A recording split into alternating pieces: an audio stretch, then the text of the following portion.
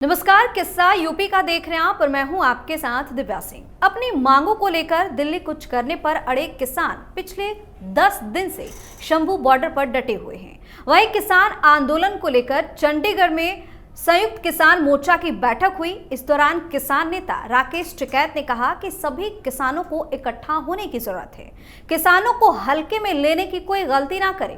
टिकैत ने सभी किसान संगठनों को एक होने की अपील की है और कहा कि यह लड़ाई लंबी है, एक मोर्चे की नहीं है। जैसे पहले दिल्ली को चारों तरफ से घेरा गया था, वैसे ही अब फिर से घेरने का समय आ गया है। उन्होंने कहा कि आखिर सरकार कितने समय बाद मानती है, ये देखना होगा।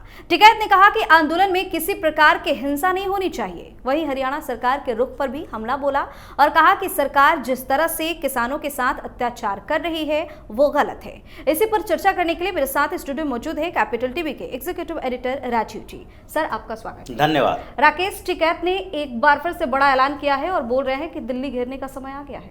ऐलान, ये शब्द राकेश टिकैत जैसे लोगों के लिए नहीं है। ऐलान वो क्या कर सकता है? वो सिर्फ रिक्वेस्ट कर रहा है संयुक्त किसान मोर्चा के नेताओं के साथ बैठकर कि किसी तरीके से मुझे भी पटल पर लाओ। ये कभी कभी जिसको चेहरा दिखाने की आदत हो जाती है और ऐसा लगने लगता है कि हम तो बहुत बड़े सेलिब्रिटी हो गए, अगर उसे कुछ समय के लिए उस पर्दे से बाहर कर दो तो परेशानियां बढ़ जाती है। राकेश टिकैत के साथ यही हो रहा है। इस बीच जो किसान कहे जाते हैं, पंजाब के वो जो फर्जी किसान हैं, जिनको लगता है कि सबसे ज़्यादा दुनिया भर में किसानों पर अगर अन्याय हो रहा है तो पंजाब के किसानों पर ही हो रहा है। लेकिन जब बात आएगी कि किसान कैसे होते हैं तो फिर पूरा बॉलीवुड, सारे लोग चर्चा करेंगे, देखो पंजाब के किसान ढोल नगाड़े बजाते हुए दारू पी के मस्त, और उसके साथ खेत खलिहानों में हरियाली, सरसों के फूलों के बीच गाने शूट होते हैं। ऐसा लगता है कि पंजाब से समृद्ध किसान कहीं और है ही नहीं। और वास्तविकता भी है, पंजाब को मिला है ये। ऐसा नहीं है कि पंजाब अपने आप से उपज गया इतने समृद्धि के साथ।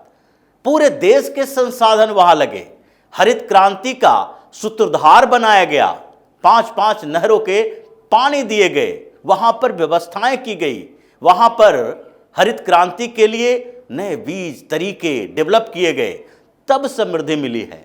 अगर ये तरीका बिहार में होता तो वहां भी इतनी समृद्धि होती, दूसरे स्टेट में माने जाते वहां भी होती। ऐसे कहा जाता है सामान्य तरीके से, ये जो इकोनॉमी का मैग्नेटिक प्लान होता है, चुंबकीय प्लान, कि अगर हर जगह विकास के नाम पर थोड़े थोड़े बांटे जाते रहे तो इसका मतलब है विकास की गति बहुत तेज नहीं होगी।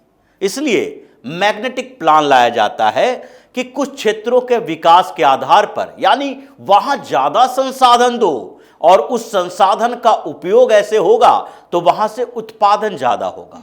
किसी भी सेक्टर में अगर हिंदुस्तान में जो लगातार काम होते रहे, कंस्ट्रक्शन, रोड, ट्रांसपोर्ट, ये उसी तरीके से होते रहे कि सरकारें क्या करती रही, लगातार कुछ जगहों पर नहीं, हर जगह पर थोड़े थोड़े छोटे मोटे प्रोजेक्ट दे देती थी। सड़क बन रहे हैं, टूट रहे हैं, फिर बन रहे हैं, फिर टूट रहे हैं, जैसे नली गली की व्यवस्थाएं होती है। कोई लॉन्ग टर्म प्लानिंग नहीं है।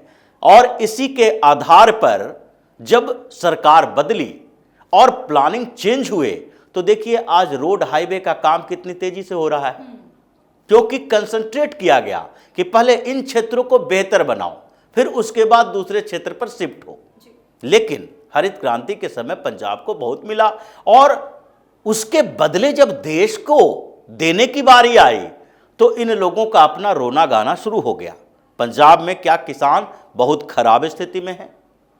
जो खराब स्थिति में है वो किसान नहीं है।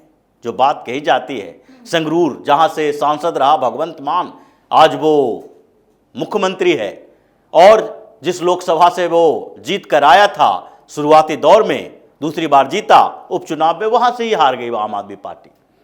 उस क्षेत्र में भी ये माना जाता है पंजाब में जो छोटे छोटे किसान हैं या कृषि मजदूर के तौर पर है, उनकी स्थिति बहुत अच्छी नहीं है।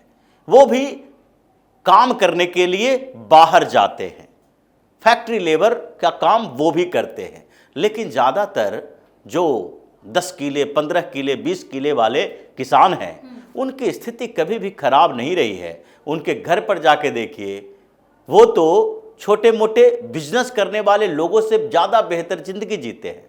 और सबसे ज़्यादा परेशानी इन्हीं लोगों की है जो आज हरियाणा से चलता हुआ दिल्ली आने की कोशिश में लगे हैं। लेकिन बात यहाँ राकेश टिकैत की हो रही है कि अचानक से ये कहाँ से बिल से निकल आया और फिर निकलने के बावजूद वो कुछ कर नहीं रहा, सिर्फ बोल रहा है। अगर करना होता तो ये कर दिया होता, अब तक इसको किसी ने रोक नहीं रखा है। जब पंजाब से चलता हुआ हरियाणा का बॉर्डर तक किसान आ गया, ये दो किसान नेता पंडेर और डल्लेवाल, ये दोनों ने पूरा ऑर्गेनाइज किया, तो उस समय उन लोगों ने ये संयुक्त किसान मोर्चा से राय नहीं ली थी और न ही राकेश टिकैत को फोन करके बोला था कि आओ भाई उत्तर प्रदेश के किसानों को लेकर आओ। ये दिल्ली चलो अभियान चलाया, राकेश टिकैत बैठा हुआ देख रहा था, इंतजार कर रहा था कि हम संयुक्त किसान मोर्चा के बैठ के बुलाएंगे, उनसे राय लेंगे कि हम लोग क्या करने वाले हैं। लेकिन करोगे क्या जब ये दो जो नेता वहां से पंजाब से उठकर दिल्ली चलने के लिए आए और केंद्र सरकार ने जब नेगोशिएशन में अपनी बात रख दी, ऑफर दिया और ये लोग मानने को तैयार नहीं हुए, और उसके बाद हरियाणा की सरकार ने जो ठुकाई पिटाई की, हौसला पस्त, ये मानने लगे हैं कि अब हमसे ना हो पाएगा, हम दिल्ली पहुंचने की स्थिति में नहीं है, तो अब दूसरे लोगों को ही बुलाओ। अब दूसरे लोग कौन हैं? संयुक्त किसान मोर्चा के नेता, जो अपने आप को मानते हैं कि हम पूरे हिंदुस्तान के किसानों का नेता हैं, अलग अलग राज्यों के अलग अलग संगठनों के नेता हैं। लेकिन है कौन? पश्चिम उत्तर प्रदेश, हरियाणा और पंजाब, ये 3 राज्यों के किसान संगठन जो कुकुरमुत्ते की तरह फैले हुए हैं, एक दो नहीं है। जैसे ये भारतीय किसान यूनियन महेंद्र सिंह टिकैत से चलता हुआ आज राकेश टिकैत, नरेश टिकैत तक है, लेकिन भारतीय किसान यूनियन हर डिस्ट्रिक्ट में, ये सिद्धूपुरा, एकटा, ये अलग अलग जिलों में, जिला क्या पंचायत लेवल पर एक संगठन बना देता है, कहता है कि हम बहुत बड़े किसान संगठन बना के रखे हैं। अभी हाल फिलहाल में ये बीकेयू अराजनीतिक बन गई। अब मुजफ्फरनगर, मेरठ जैसे बेस वाले इलाके में, जहां पर 2-3 जिलों में राकेश टिकैत के संगठन कुछ काम करता था, वहीं पर उसके आसपास के एरिया के कुछ लोगों ने उसके संगठन को तोड़ा और एक नया भारतीय किसान यूनियन अराजनीतिक बना दिया कि भाई आप लोग राजनीति कर रहे हो दोनों भाई मिलकर, तो हम राजनीति से मतलब नहीं है, किसानों से मतलब है। तो ये जो छोटे छोटे समूह में बटे हैं सिर्फ नाम के लिए कि हम भी नेता हैं किसानों के, इनके संगठन में 1000-2000 लोग भी नहीं हैं। तो इसलिए जब इन लोगों को कोई इनवाइट नहीं कर रहा था, पूछ नहीं रहा था, तो ये लोग सिर्फ बयान दे रहे थे।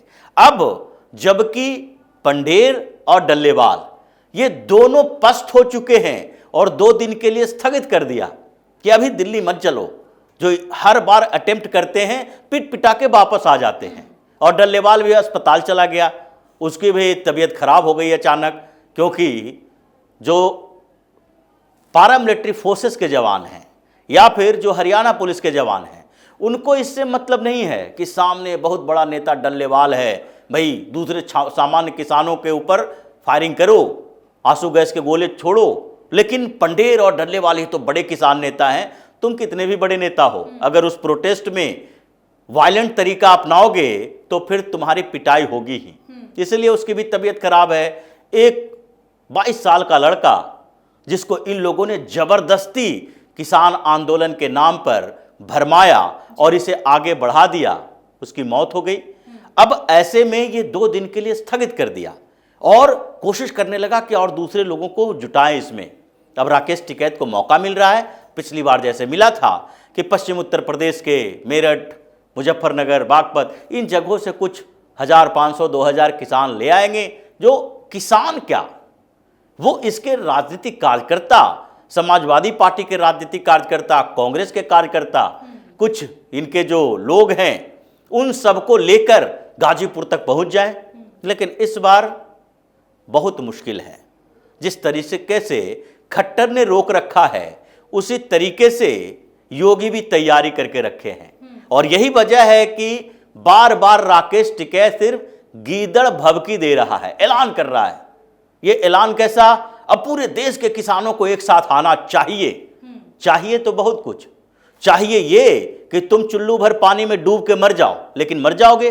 अगर इसके लिए अगर वोटिंग करवाई जाए कि भाई ये तो ऐसा व्यक्ति है जो पश्चिम बंगाल से कर्नाटक तक हर जगह जा जाके मोदी को हराओ कर रहा था और लोगों ने इसका विरोध किया, कोई भी मोदी को हराने के लिए तैयार नहीं हुआ, हर जगह भारतीय जनता पार्टी की जीत हुई, तो ऐसे में तो शर्म से इसको चुल्लू भर पानी में डूब के मर जाना चाहिए। और लोग कहेंगे कि तुम्हें मर जाना चाहिए चुल्लू भर पानी में डूब के, तो मर जाओगे। चाहिए इस देश में बहुत कुछ, लेकिन किसे क्या चाहिए और उसमें सही क्या है गलत क्या है ये तुम डिसाइड नहीं करोगे, ये व्यवस्थाएं डिसाइड करती है। जो संविधान बना है उसके अनुकूल तुम्हें जो करने का अधिकार दिया गया है तुम करो। पीसफुल प्रोटेस्ट, जहां पर बैरियर लगा उस बैरियर के उधर तुम धरने पर बैठो, इसको कहते हैं शांतिपूर्ण आंदोलन प्रदर्शन। आप ये नहीं कि पुलिस ने बैरियर लगाया तो हमको वहां जाना ही है, तोड़फोड़ मचा दिए, इसको शांतिपूर्ण नहीं कहते। ये अशांति फैलाने वाले, हिंसा फैलाने वाली है। जब तुम बैरियर तोड़ रहे हो तो पुलिस वाले बैरियर लगा के रखे हैं, तो वो क्या करेंगे? हाथ पर हाथ धरकर बैठे नहीं रहेंगे, क्योंकि तुम तो उसी का बैरियर तोड़ रहे हो। आपके घर के आगे सामने में कोई व्यक्ति आकर बैठ जाता है और कहता है हम अनशन करेंगे, कहता है कि हम आपके खिलाफ विरोध प्रदर्शन कर रहे हैं, मूक प्रदर्शन कर रहे हैं, कुछ भी कर रहे हैं, लेकिन आप उसको क्या उठा के फेंक देंगे?